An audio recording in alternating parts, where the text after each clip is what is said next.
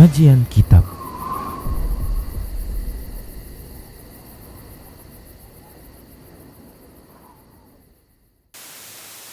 Bismillah, assalamualaikum warahmatullahi wabarakatuh.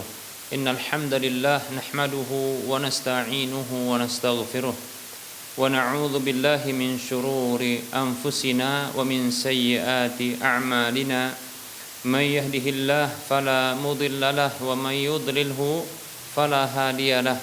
Wa ashhadu an la ilaha illallah wahdahu la syarika lahu wa asyhadu anna Muhammadan abduhu wa rasuluhu sallallahu alaihi wasallam.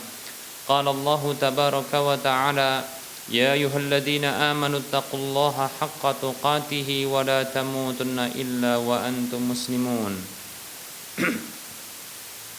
Ya ayyuhan nasu taqu rabbakumul ladzi khalaqakum min nafsin wahidah wa khalaqa minha zawjaha وبث منهما رجالا كثيرا ونساء واتقوا الله الذي تساءلون به والأرحام إن الله كان عليكم رقيبا يا أيها الذين آمنوا اتقوا الله وقولوا قولا سديدا يصلح لكم أعمالكم ويغفر لكم ذنوبكم ومن يطع الله ورسوله فقد فاز فوزا عظيما أما بعد فإن أصدق الحديث كتاب الله وخير الهدى هدى رسول الله صلى الله عليه وسلم وشر الأمور محدثاتها وكل محدثة بدعة وكل بدعة ضلالة وكل ضلالة في النار.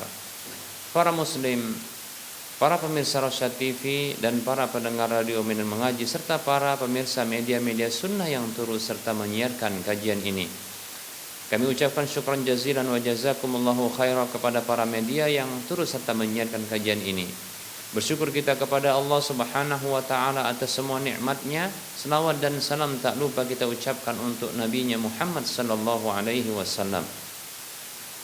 Kita berharap kepada Allah Subhanahu wa taala agar Allah Subhanahu wa taala memberikan taufik kepada kita dan hidayahnya di mana saja kita berada, agar kita senantiasa berada di atas ketaatan kepada Allah dan Rasulnya sampai Allah mewafatkan kita. Semoga Allah memberikan segala kerahmatannya, kasih sayangnya, kebaikannya, kenikmatannya kepada kita dalam kehidupan dunia dan akhirat kita. Baik para hamba Allah rahimani wa rahimakumullah, kita lanjutkan pembahasan kitab Minhajul Muslim dalam bab akhlak. Baik para hamba Allah rahimani wa rahimakumullah, seorang muslim sebagaimana dia butuh kepada Allah Subhanahu wa taala, setelah dia butuh kepada Allah Subhanahu wa taala, maka berikutnya dia butuh kepada sikap sabar agar dia bisa bersabar terhadap apa yang Allah tetapkan untuknya. Bersabar di dalam ketaatan kepada Allah Subhanahu wa taala, bersabar dari bermaksiat kepada Allah Subhanahu wa taala, bersabar di atas takdir Allah Subhanahu wa taala yang pada umumnya adalah takdir yang tidak disuka. Baik para hamba Allah rahimani wa rahimakumullah, setelah kita menyebutkan dalil-dalil dari Al-Qur'an tentang keutamaan sabar, nah berikutnya kita akan menyebutkan dalam kitab Minhajul Muslim ini dalil-dalil dari hadis Nabi sallallahu alaihi wasallam tentang keutamaan sabar. Baik para hamba Allah rahimani wa rahimakumullah, Rasulullah sallallahu alaihi wasallam beliau bersabda, as-sabru dhiya'un. Kata Nabi sallallahu alaihi wasallam, sabar itu adalah cahaya. Hadis ini hadis yang diriwayatkan oleh Imam Muslim. Baik para hamba Allah rahimani wa rahimakumullah, dia artinya cahaya memancarkan dengan sendiri tanpa berasal dari pantulan yang lainnya. Dia, nah itu adalah cahaya, cahaya yang berasal dari zatnya sendiri. Baik para hamba Allah rahimani wa rahimakumullah, nah ini menunjukkan bahwasanya kesabaran itu ternyata akan memberikan cahaya kepada seseorang, memberikan cahaya kepada seseorang. Sebagaimana laksana matahari itu ya itu disifati dengan dhiya, yaitu cahaya yang muncul pada zatnya. Ya tentunya Allah yang menciptakan hal itu seperti itu. Baik, demikian pula lah ya kesabaran ini. Dia memunculkan cahaya, ya, yaitu cahaya yang Allah munculkan pada zat sabar itu. Yang ini akan memberikan penerangan kepada pemiliknya, dan tentunya ya sangat terang sekali. Oleh karenanya para hamba Allah rahimani wa rahimakumullah, pada pertemuan yang lalu kita sudah sebutkan ya bahwasanya di antara keutamaan orang yang sabar itu para hamba Allah rahimani wa rahimakumullah adalah Allah memberikan petunjuk kepadanya, wa ulaika humul muhtadun, mereka itu adalah orang-orang yang diberi petunjuk. Nah, disebabkan karena cahaya ya yang Allah jadikan pada sabar tersebut, maka dia bisa memberikan petunjuk bagi pemilik sifat sabar ini, akhlak sabar ini. Ya dalam kehidupan dunianya, bahkan insyaallah taala dalam kehidupan akhiratnya. Baik para hamba Allah rahimani wa rahimakumullah. Berikutnya sabda Nabi sallallahu alaihi wasallam dalam hadis yang diriwayatkan oleh Imam Bukhari dalam kitab sahihnya, pembahasan dalam kitab zakat. Rasulullah sallallahu alaihi wasallam beliau bersabda, wa may yasta'fif ya ya'uffahu Allahu wa may yastaghni yughnihi Allahu wa may yatasabbar yusabbirhu Allahu wa ma u'tiya ahadun 'ata'an khairan wa awsa'a minas sabri. Kata Nabi sallallahu alaihi wasallam yang artinya siapa saja yang memelihara diri, memelihara kehormatannya, ya, menjaga kehormatannya, maka Allah Subhanahu wa taala akan memelihara dirinya, menjaga kehormatannya. Demikian. Dan siapa saja yang merasakan cukup, ya tanpa harus meminta-minta kepada manusia, ya, maka Allah akan membuatnya kaya, membuatnya cukup. Dan siapa saja yang berusaha sabar, maka Allah akan menyabarkannya, dan tidak ada sesuatu yang diberikan dan tidaklah ada seseorang yang diberikan ya dengan sebuah pemberian yang lebih baik dan lebih luas ketimbang sabar. Masya Allah, ya luar biasa. Rasulullah SAW ya setelah menyebutkan dalam bentuk pensyaratan siapa saja yang berusaha sabar, ya lalu Allah akan menyabarkannya. Nah ini sebagai balasannya, ya. Kemudian Rasulullah SAW ya itu menyebutkan keutamaan sabar, bahwasanya sabar itu adalah sesuatu yang terbaik dan yang paling luas yang diberikan oleh Allah ya kepada seorang hamba. Ya. Baik. Nah, dari sini bisa kita ambil kesimpulan pertama bahwasanya sabar itu diusahakan, sabar itu diupayakan, sabar itu dibiasakan. Demikian. Dilatih diri untuk sabar. Sabar untuk atau sabar di dalam ketaatan kepada Allah itu dilatih. Kemudian sabar dari bermaksiat kepada Allah itu dibiasakan, ya. Kemudian sabar di atas ya takdir Allah. Nah, ini dilatih dan dibiasakan, diusahakan. Nah, para hamba Allah rahimani wa rahimakumullah. Nah, keutamaannya adalah sabar ini sesuatu yang sangat baik, sesuatu yang lebih baik, demikian pula sesuatu yang lebih luas. Ya, sesuatu ya itu akan menjadi tampak lebih luas, ya akan menjadi lebih luas ya bagi seseorang itu dengan sabarnya. Ya, rezeki yang barangkali Allah tetapkan untuk dia yang dipandang oleh orang lain itu adalah rezeki yang sempit. Ya, itu adalah sesuatu yang tak cukup. Namun bagi dirinya dengan sifat sabarnya, akhlak sabarnya, maka ini cukup baginya. Luas, ya, bagi dirinya. Demikian, tampak luas bagi dirinya. Baik para hamba Allah rahimani wa rahimakumullah. Berikutnya Rasulullah sallallahu alaihi wasallam bersabda dalam hadis yang diriwayatkan oleh Imam Muslim dalam kitab Zuhud. Nah, ini pernah kita sebutkan ya dalam pertemuan-pertemuan sebelumnya tentang hadis ini, bahwasanya Rasulullah sallallahu alaihi wasallam begitu takjub dengan orang-orang beriman. Karena orang beriman ini kondisinya selalu baik. Nah, di antara kebaikan yang dimiliki oleh orang beriman adalah ya, dia memiliki karakter atau sifat atau akhlak sabar dalam kehidupannya. Bersabar dalam hal-hal yang tidak disukainya. Ya, bersabar dalam hal-hal yang dibencinya. Bersabar dengan sesuatu musibah apa saja yang menimpanya. Bersabar dari keburukan-keburukan yang menghampirinya. Baik para hamba Allah rahimani wa rahmakumullah. Rasulullah bersabda sallallahu alaihi wasallam, "Ajaban li amril mu'min fa inna amrahu kullahu khairun wa laysa dzaka li ahadin illa lil mu'min. In asabathu sarra syakara fa kana khairan lahu wa in asabathu dharra sabara fa kana khairan lahu." Hadis riwayat Muslim dari sahabat Suhaib radhiyallahu anhu.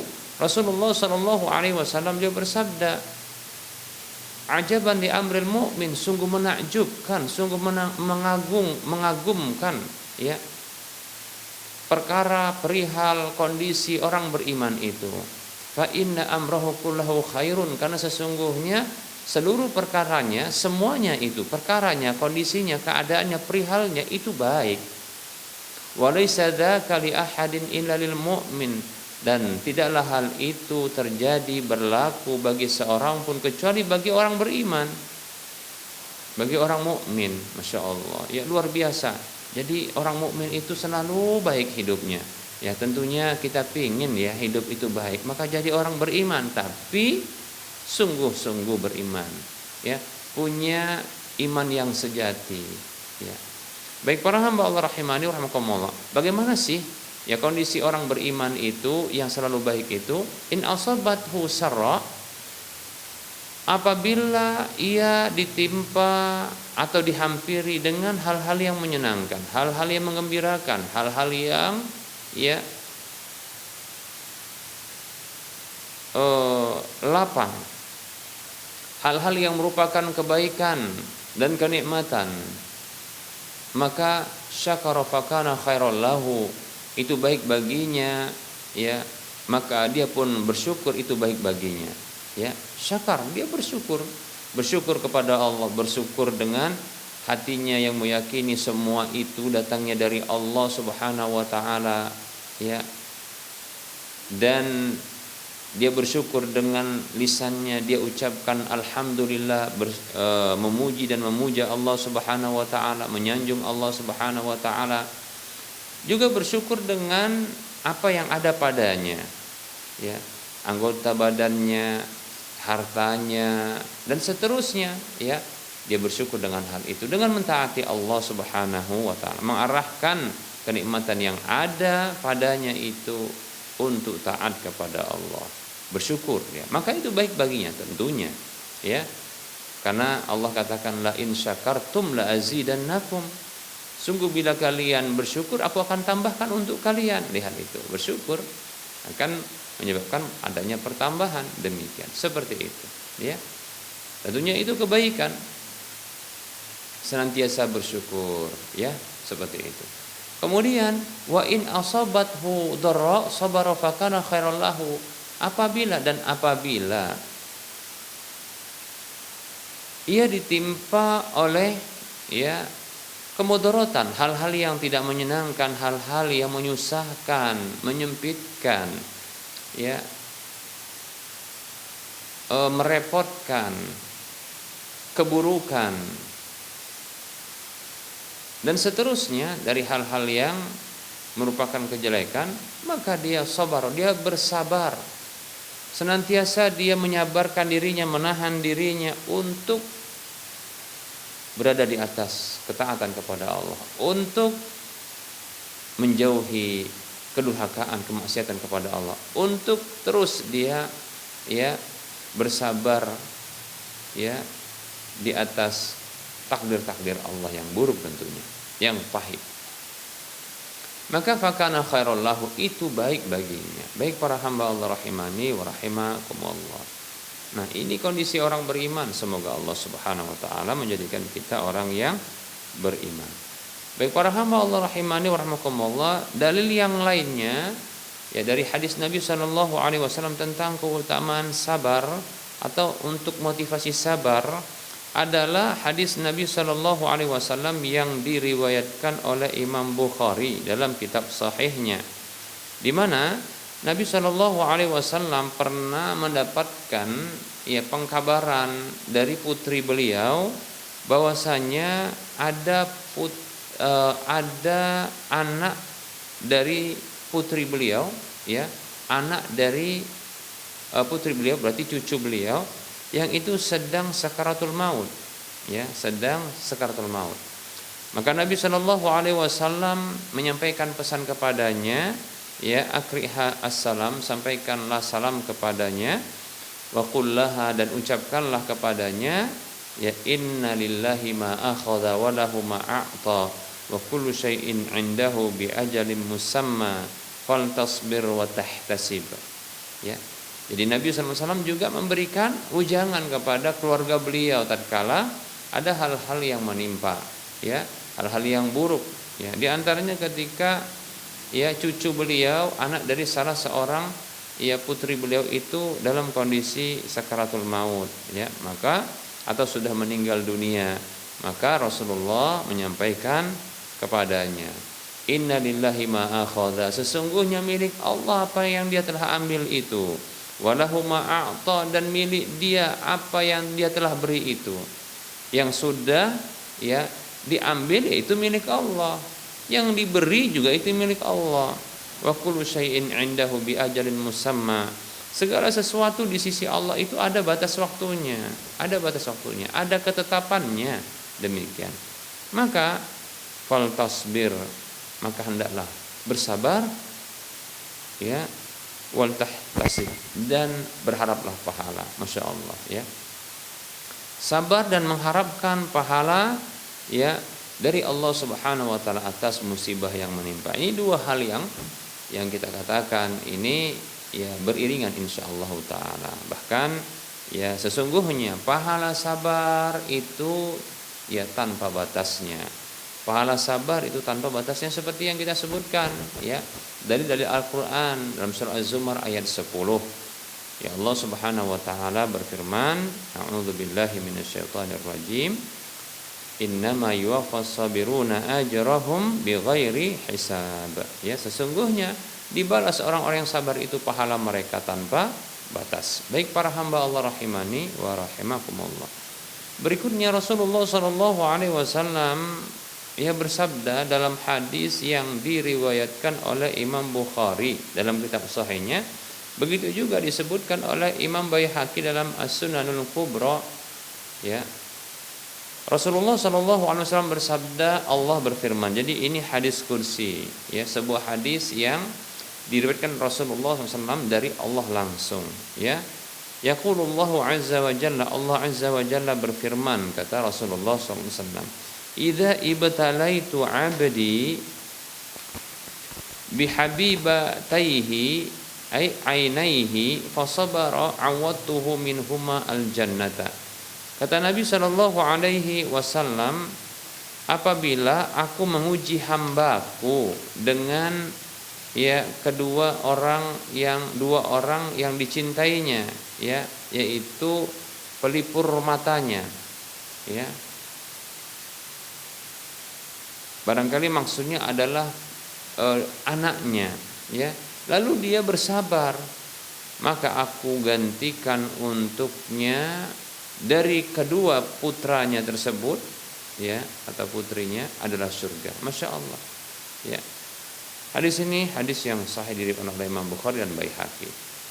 Nah, kalau kita kehilangan seorang anak atau dua orang anak, ketahuilah kalau kita bersabar insyaallah taala atas kehilangan anak tersebut, kita akan mendapatkan ganti surga. Masya Allah, surga.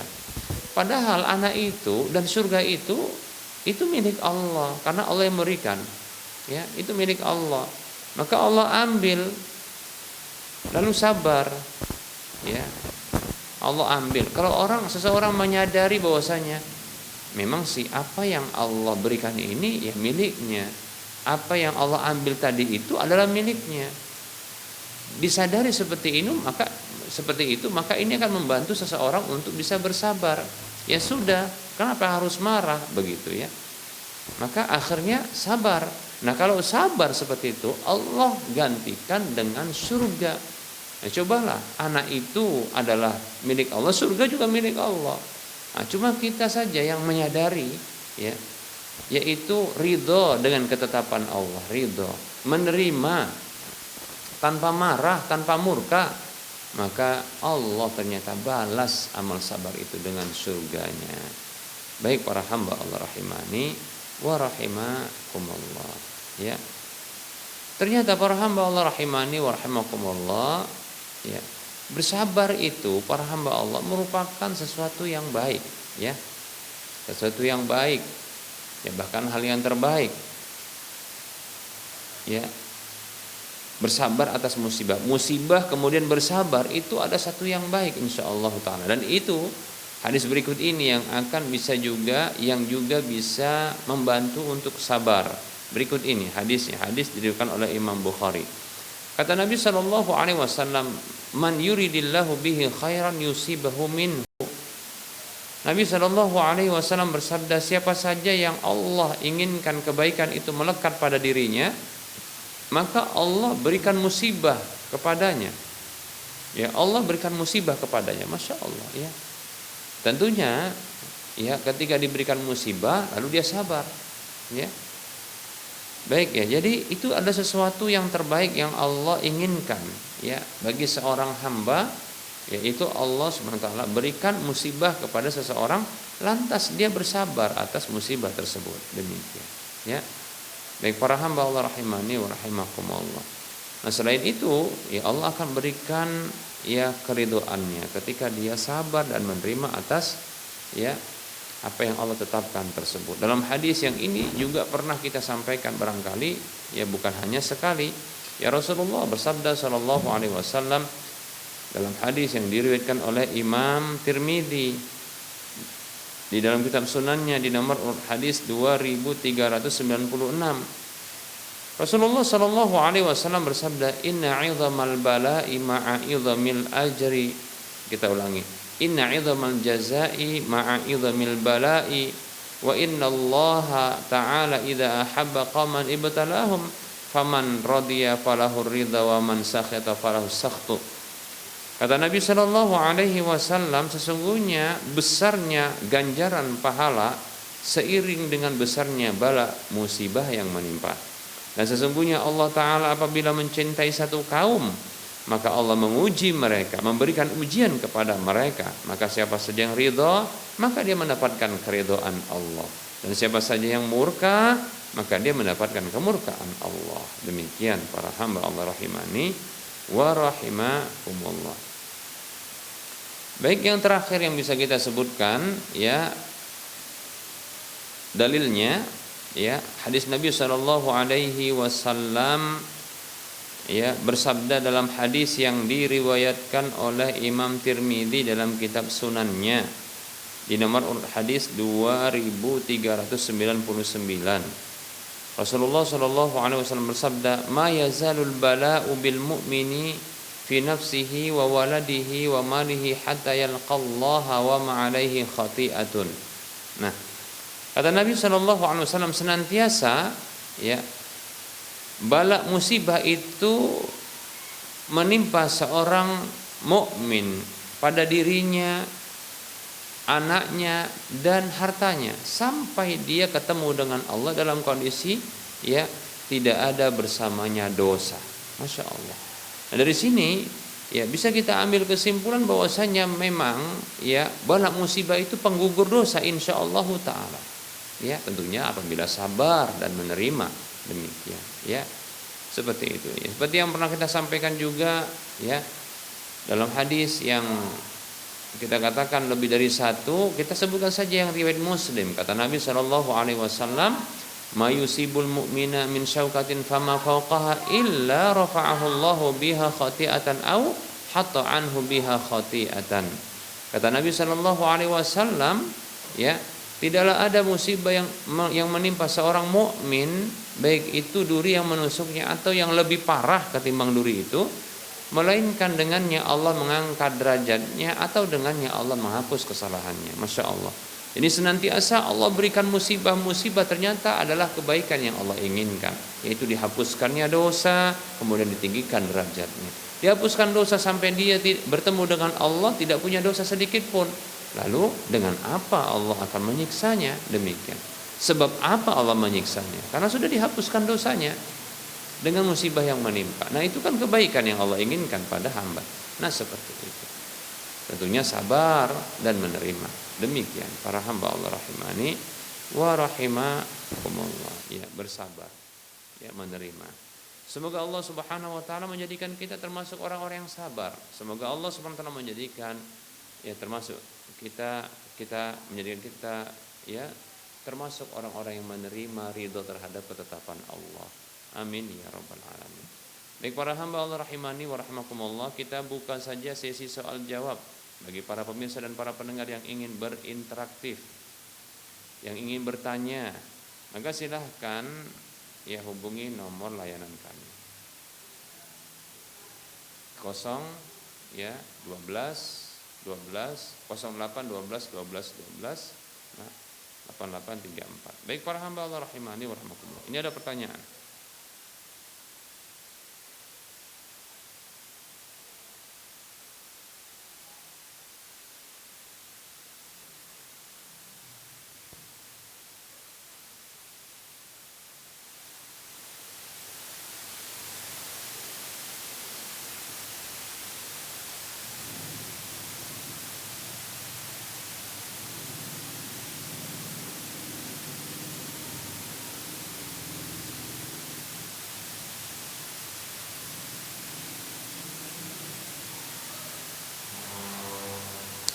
Baik para hamba Allah rahimani wa rahimakumullah. Ya. Ada pertanyaan yang sudah sampai kepada kita berikut ini.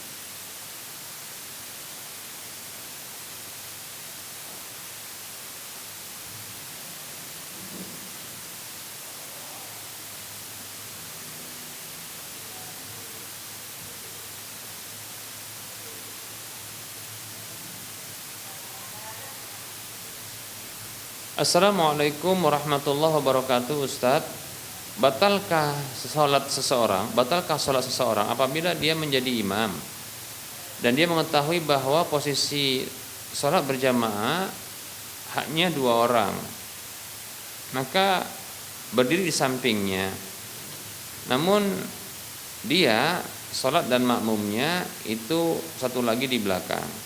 Jazakallahu khairan. Baik ya.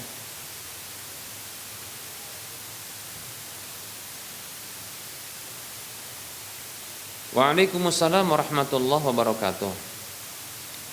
Posisi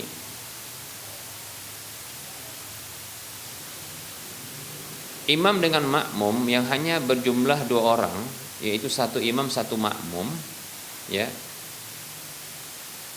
Maka para ulama berbeda pendapat.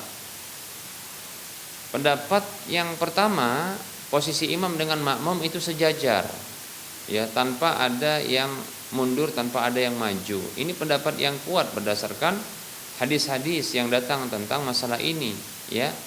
Begitu juga ketika ya hadis contohnya seperti hadis Ibnu Abbas radhiyallahu anhuma yang ketika sholat malam ingin menjadi makmum bagi Rasulullah, ngambil posisi di sebelah kiri, lalu diputar oleh Rasulullah ke sebelah kanan, diposisikan di sebelah kanan, ya. Begitu juga beberapa sahabat yang lain seperti ya sahabat kalau nggak salah Hudzaifah, Abdullah bin Mas'ud, ya demikian. Nah itu mengambil posisi itu di sebelah kanan dari Rasulullah Shallallahu Alaihi Wasallam. Nah ini pendapat yang kuat. Walaupun ada pendapat yang lain yang mengatakan ya posisi ya makmum itu mundur sedikit, ya dengan alasan bahwasanya imam itu posisinya di depan, makmum di belakang, sehingga harus ya mundur sedikit, demikian, ya seperti itu. Nah, bagaimana kondisinya seperti dalam kasus yang ditanyakan, posisi di belakang ya satu orang. Wallahu taala alam, ya pendapat yang kuat atau pendapat yang benar adalah tidak membatalkan sholat, hanya saja ya tidak sesuai dengan tata cara sholat berjamaah yang berjumlah cuma 2 antara imam dengan makmumnya, seperti itu ya.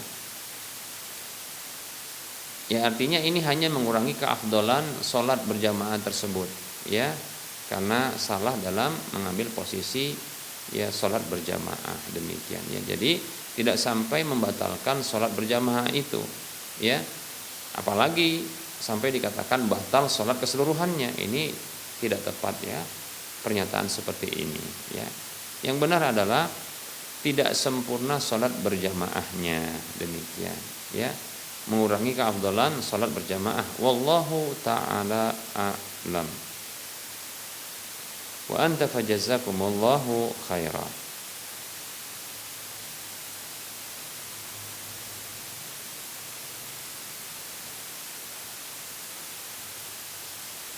Ada pertanyaan. Assalamualaikum warahmatullahi wabarakatuh. Ustadz izin bertanya, apakah boleh abang tiri, yaitu satu mama lain bapak, menjadi wali untuk menikahkan adiknya? Satu mama lain bapak, ya demikian ya. Waalaikumsalam warahmatullahi wabarakatuh. Ya, perwalian ya untuk seorang wanita itu hanya berlaku ya bagi keluarga laki-laki dari jalur laki-laki, bukan dari jalur perempuan. Ya. Bukan dari jalur ibu tapi dari jalur ya bapak, demikian. Nah, seperti itu. Jadi abang tiri itu tidak bisa menjadi wali ya, kecuali apabila wali yang berhak seperti ayah kandung dari sang wanita tersebut itu menunjuk abang tiri dari sang wanita itu untuk menjadi wali, ditunjuk. Maka abang tiri ini adalah wakil dari ayah kandung dari ya sang wanita tersebut ya. Begitu. Ya. Tapi kalau abang tiri tersebut ya tidak mendapatkan mandat atau tidak mendapatkan ya izin perwalian untuk menikahkan, maka tidak sah ya, tidak sah. Ini pendapat tentunya jumhur ulama ya. Demikian ya, wallahu taala a'lam.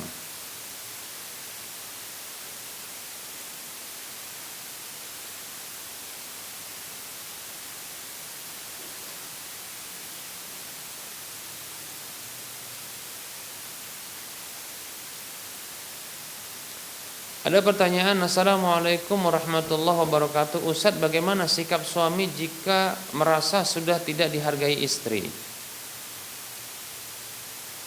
Wah, gawat ini ya.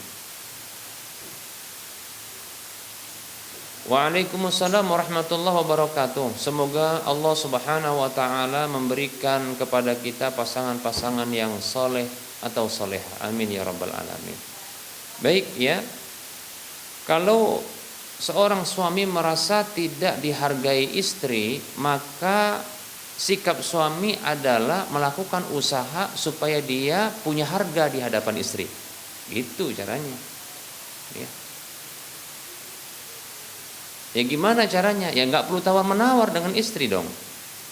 Lalu bagaimana? Coba lakukan hal-hal berikut ini yang kita akan menjadi berwibawa ya di sisi istri kita. Yang pertama adalah melakukan semua kewajiban-kewajiban yang terkait dengan hak-hak istri. Nah, itu dia. Apa hak istri? Penuhi. Nafkah lahir batin, perhatian. Nah, seperti itu. Jangan nafkah itu dia yang nanggung, tapi kita yang nanggung nafkahnya. Kalau seandainya dia punya harta, ya, maka jangan biarkan kita meminta harta kepada dia, jangan.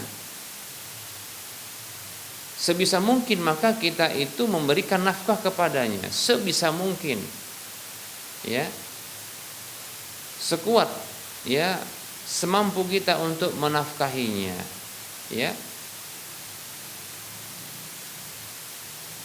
Kalau kita memiliki kelapangan harta, maka berikan berdasarkan kelapangan tersebut. Liyunfiq dzu sa'ati min sa'ati wa man qudira 'alaihi rizqahu, ya, falyunfiq mimma atahu Allah. Kata Allah Subhanahu wa taala, hendaklah orang yang punya kelapangan memberikan, ya, dari kelapangannya. Kalau dan siapa saja yang disempitkan rezekinya oleh Allah Subhanahu wa taala, maka berikan dari apa yang telah Allah berikan. Ya. Tapi jangan meminta kepada istri untuk, ya, memberikan nafkah atau menanggung nafkah, jangan. Kecuali, ya, minti bin nafsiha, kecuali dari kerelaan dirinya. Kalau kerelaan dirinya mau untuk ini itu, maka ya silakan, tidak perlu dicegah. Tapi ingatkan, Dek, jangan nuntut balik gitu. Dek, ikhlas begitu, ya. Tapi adapun kita memberikan, kalau kita punya kelebihan diberikan lebih. Kalau kita disempitkan rezeki, maka berikan sesuai dengan apa yang Allah berikan kepada kita. Nah, seperti itu, ya. Kemudian berikan kasih sayang, ya. Berikan kasih sayang kepadanya, perhatian kepadanya, demikian, ya. Ucapkan kalimat-kalimat yang ini menunjukkan kita sayang. Seperti mungkin panggilan sayang kepada istri, sayang, nah begitu. Cintaku, sayangku, nah demikian. Ya. Kalau dalam bahasa Arab habibati, begitu. Begitu, ya. Demikian. Upayakan seperti itu. Kemudian yang ketiga, ya, berikutnya yang ketiga adalah, jangan banyak menuntut hak pribadi. Jangan pernah banyak menuntut hak pribadi. Hak yang terkait dengan pribadi kepada pasangan kita. Jangan terlalu banyak. Kalau seandainya sang istri melakukan kesalahan dari sisi tidak memenuhi hak pribadi, maka maafkan. Namun jangan biarkan dan jangan berikan toleransi ketika dia melanggar hak Allah. Seperti contohnya membuka auratnya ketika keluar rumah, memakai wewangi-wangian ketika keluar rumah yang semerbak, ya. Seperti itu, berdekatan dengan laki-laki yang lainnya. Nah, seperti itu. Begitu juga contohnya, ya, telat sholat atau tidak sholat, maka di sini, ya, tegas, karena itu hak Allah Subhanahu wa taala. Ini akan membuat kita berwibawa. Demikian, ya, seperti itu. Kalau hak pribadi maka kita maafkan. Kalau hak Allah, maaf, tidak ada toleransi dalam hak Allah bila dilecehkan hak Allah atau diabaikan hak Allah. Demikian Rasulullah Shallallahu Alaihi Wasallam. Rasulullah itu begitu. Untuk hak pribadi beliau maafkan bila hak beliau dilecehkan atau diabaikan. Tapi kalau hak Allah, beliau bangkit untuk membela hak Allah. Demikian. Maka jadilah beliau seorang yang dimuliakan, disegani, berwibawa di semua, ya, di semua manusia. Demikian. Baik para hamba Allah rahimani wa rahmatullah. Seperti itu, ya. Demikian. Semoga bermanfaat. Wallahu a'lam.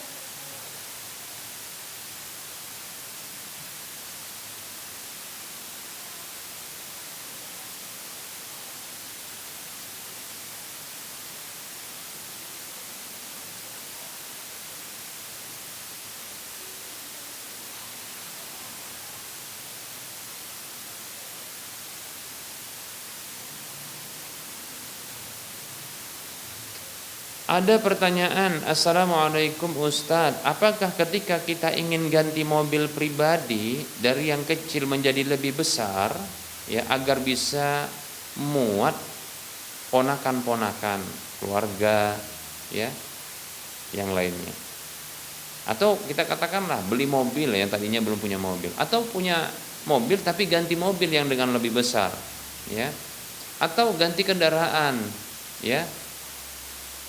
Tadinya sepeda motor, sekarang mobil, begitu, ya. Tapi fungsinya adalah bukan untuk maslahat sendiri, bukan bangga-banggaan, tapi di sini disebutkan ya untuk jalan ya, untuk sama ikut jalan. Apakah ganti mobil ini termasuk tujuannya untuk akhirat atau dunia, Ustaz? Mohon penjelasan.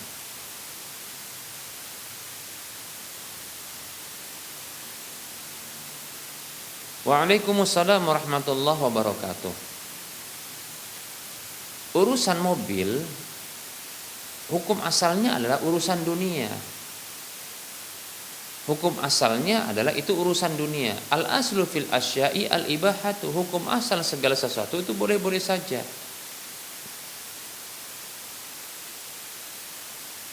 Apakah ini tercela? Maka kita katakan hukum asalnya boleh. Adapun tercela, terlarang atau berpahala ataukah berdosa, maka di sini tergantung tujuannya. Para ulama menyebutkan satu kaidah al-wasailullah ahkamul maqasidi, ya. Sarana-sarana yang bersifat dunia itu memiliki hukum tujuannya. Bila ditujukan adalah untuk membuat senang keluarga, bukankah idkhalus surur fi qalbil mu'min, memasukkan kebahagiaan di dalam hati seorang mukmin itu merupakan kebaikan? Demikian, ya.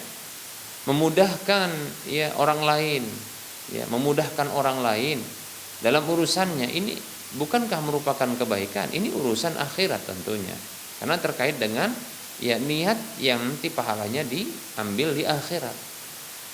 Nah, seperti itu.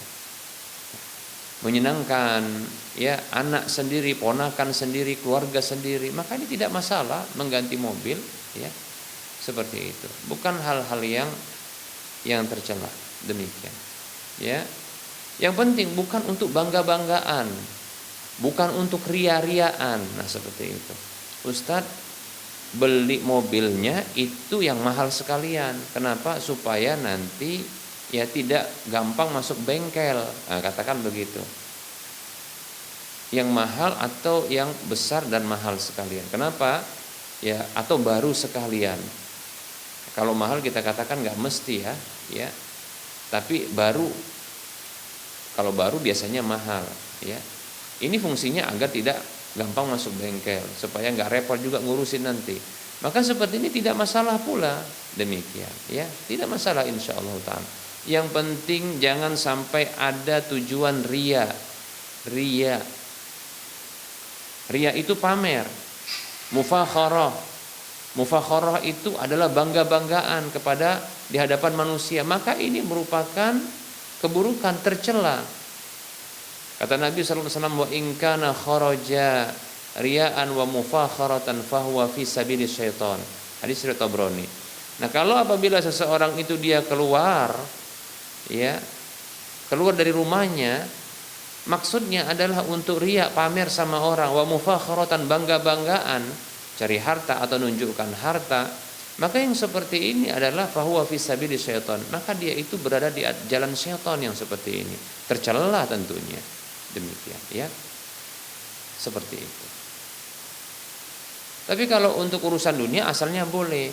Nah, maka iringkan ini niatnya adalah untuk kebaikan-kebaikan. Apa contohnya beli mobil ini? Apa sih mobil ini fungsinya? Ya.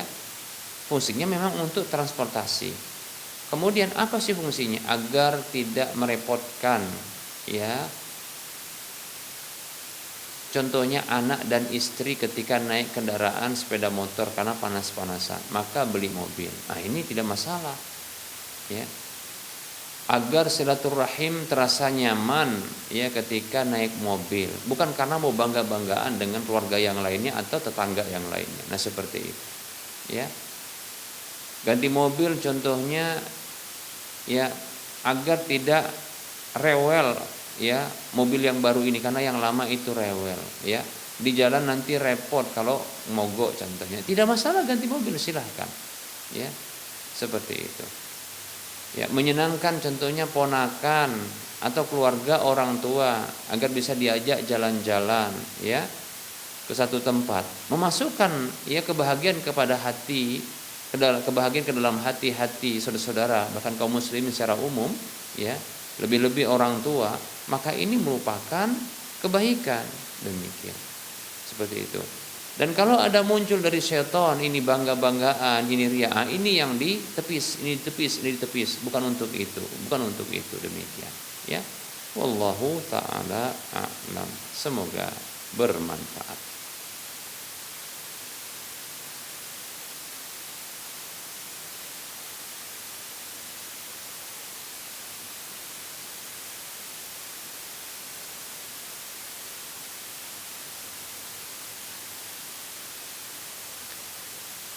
Ada pertanyaan, Assalamualaikum warahmatullahi wabarakatuh. Ustadz, saya mau bertanya terkait dengan apa ini, menjamak sholat.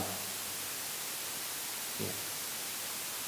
Seseorang yang dinas di luar kota sampai waktu yang tidak diketahui, apakah bisa menjamak sholat? Demikian, ya. Waalaikumsalam warahmatullahi wabarakatuh. Apabila telah sampai di tempat tujuan, para ulama berbeda pendapat. Apakah orang tersebut, ya, itu masih terhitung safar ataukah tidak safar? Demikian. Kalau dalam perjalanan yang jauh, yang tentunya menempuh jarak safar, maka orang tersebut terhitung safar, musafir, dan diberikan, ya, kelonggaran secara syar'i bagi orang yang safar untuk, ya, mengqashar salat, yaitu memendekkan salat yang 4 menjadi 2, sekaligus juga menjamak salat, yaitu menggabungkan, ya, 2 salat di satu waktu, zuhur dan asar, maghrib dan isya. Demikian. Nah, seperti itu. Nah, para ulama mereka berbeda pendapat apabila sudah sampai di tujuan safar, ya, apakah masih terhitung safar? Nah, disinilah terjadi perbedaan pendapat. Ya, banyak lumayan pendapat dalam masalah ini. Pendapat yang saya condong kepada pendapat tersebut, dan ini saya pandang pendapat yang kuat adalah, ya, seseorang yang sampai di tujuan safar masih terhitung safar selama dia tidak berniat mukim di tempat tersebut. Bila dia telah berniat mukim, maka statusnya sudah berubah menjadi orang yang mukim. Maka tidak diberikan dispensasi kelonggaran syariat untuk menjamak dan mengqashar sholat. Demikian. Namun apabila dia tidak berniat mukim, batas waktu tidak ditentukan, tidak diketahui, maka selama itu dia terhitung safar bila tidak berniat mukim. Tapi kalau diperkirakan ini sepertinya lebih dari setahun, maka hendaknya dia berniat mukim saja di situ, sampai nanti barangkali ada kepastian untuk beranjak dari tempat tersebut, ya, agar nanti orang dan dirinya tidak sulit.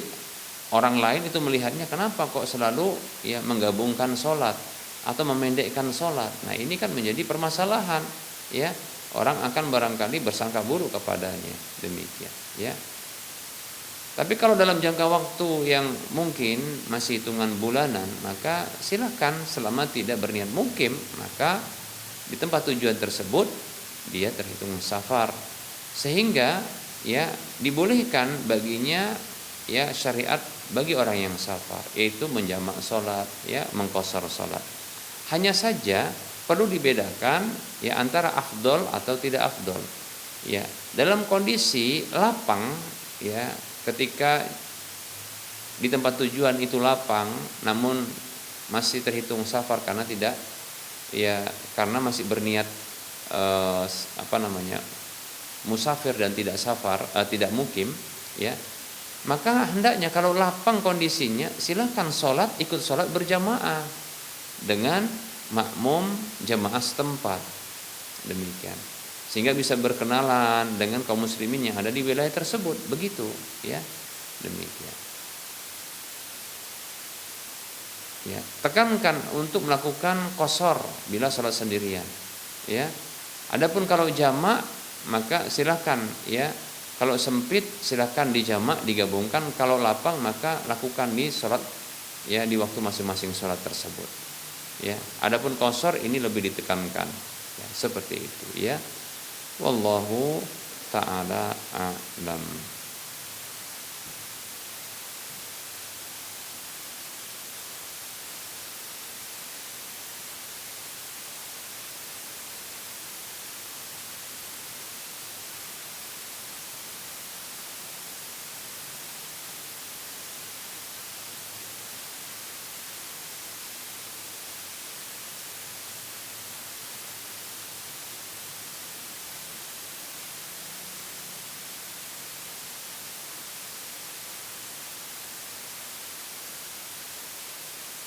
Ada pertanyaan di sini. Bismillah, assalamualaikum.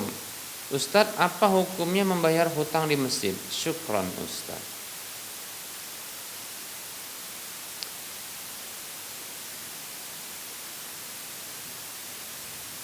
Bismillah. Waalaikumsalam warahmatullahi wabarakatuh. Membayar hutang di masjid adalah boleh. Membayar hutang di masjid adalah boleh. Karena tentunya itu bukan hutang piutang. Maaf, itu bukan jual beli. Itu hanya hutang piutang. Ya, demikian. Bahkan dari zahir hadis yang diriwayatkan oleh Imam Muslim, ya, Jabir bin Abdullah radhiyallahu anhu itu pernah datang menemui Nabi sallallahu alaihi wasallam. Sementara Nabi sallallahu alaihi wasallam ketika itu berada di masjid. Ya. Dan ketika itu di waktu duha. Lalu Rasulullah memerintahkan kepada Jabir radhiyallahu an untuk sholat. Ya. Salah seorang perawi hadis tersebut namanya Mis'ar itu menyatakan itu waktu duha, begitu ya. Lantas ya Jabir radhiyallahu an melakukan sholat. Nah setelah sholat Rasulullah SAW ya membayar hutang kepada Jabir radhiyallahu an, lalu menambahkan hutang tersebut. Maka bisa diprediksi bahwasanya beliau membayar hutangnya di masjid, karena ya itu dilakukan langsung berurutan demikian. Dan ditambahkan, berarti boleh ditambahkan dengan syarat ya tidak ada kesepakatan, tidak ada perjanjian, tidak ada pensyaratan sebelumnya, demikian. Jadi tidak mengapa ya membayar hutang di masjid ya, dan tidak boleh adalah berjual beli dan hal-hal yang lain yang disebutkan dalam hadis seperti mengumumkan barang yang hilang ya, kemudian melakukan ya halakoh sebelum sholat Jumat ya di masjid tentunya. Ya wallahu taala a'lam. Semoga bermanfaat.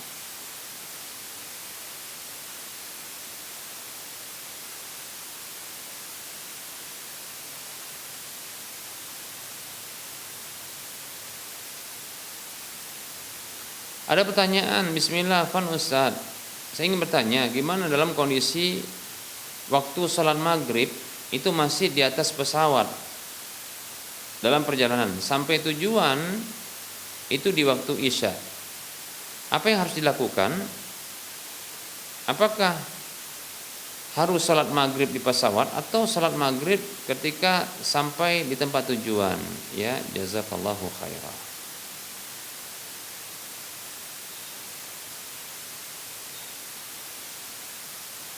Bismillah.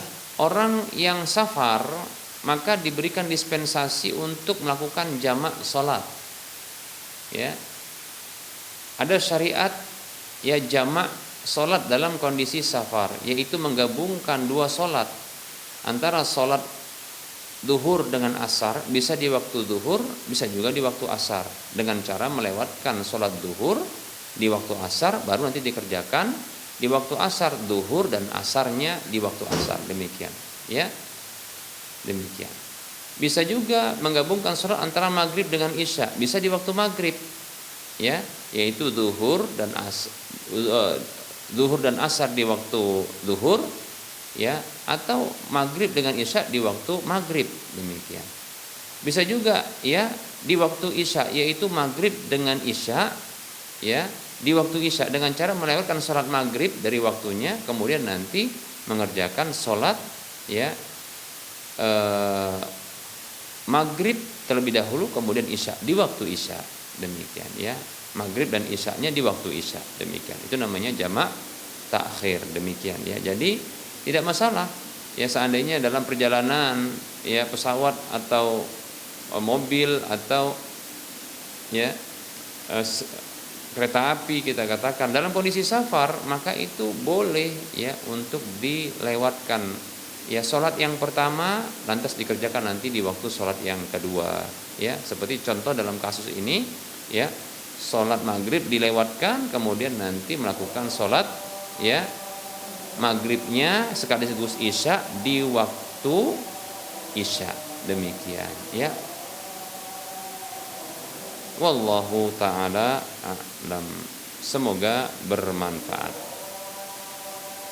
Baik para hamba Allah rahimani wa rahmakumullah, sudah masuk waktu salat zuhur untuk wilayah Medan dan sekitarnya. Kita cukupkan, mudah-mudahan bermanfaat. Tentunya dalam penyampaian ini banyak kesalahan dan kekurangan. Kebenaran datang dari Allah, maka ambillah. Kesalahan dan kekurangan itu datang dari saya pribadi, dibisikkan syaitan, maka tinggalkanlah. Kepada Allah saya mohon ampun, dan kepada para hadirin dan para pemirsa sekalian saya mohon maaf ya. Para pemirsa dan para pendengar saya mohon maaf. Baik para hamba Allah rahimani wa rahimakumullah, sebelum kita mengakhiri perjumpaan ini, seperti biasa kita memberikan motivasi kepada saudara seiman, saudara seislam untuk berdonasi, memiliki aset akhirat yang minimal pahalanya ya 700 kali lipatnya. Yang ini akan terus mengalir pahalanya tatkala kita sudah tiada, dan itu tentunya ketika dimanfaatkan, yaitu dengan cara ya berdonasi membebaskan lahan masjid yang nantinya akan dibangun, Masjid Al-Muwahhidin untuk wilayah Medan dan sekitarnya. Ya, kekurangan dana kita sekitar 900.000 ya, 900 juta lagi, 900 juta lagi ya. Nah, silakan ya berdonasi ya, membebaskan lahan tersebut ya. Nah, silakan kirimkan ya harta yang Allah titipkan kepada kita ya, untuk disalurkan ke nomor rekening berikut ini: Bank Syariah Indonesia, nomor rekening 7127485555 atas nama Yayasan Lajnah Dakwah Medan, kode bank 451. Anda bisa berpartisipasi dalam hal ini ya. Saya ralat ya, kekurangan dana ya itu sekitar 70 juta sekian rupiah lagi ya. Baik ya. Baik para hamba Allah rahimani wa rahimakumullah, semoga apa yang kita sampaikan ini membuat motivasi bagi kita ya, dan semoga bermanfaat. Mohon maaf ya bila ada kesalahan. Kita ketemu lagi di lain kesempatan. Wassallallahu ala Muhammad wa ala alihi wa ashabihi ajma'in. Subhanakallahumma wa bihamdika asyhadu an la ilaha illa anta astaghfiruka wa atubu ilaika walhamdulillahi rabbil alamin. Wassalamualaikum warahmatullahi wabarakatuh.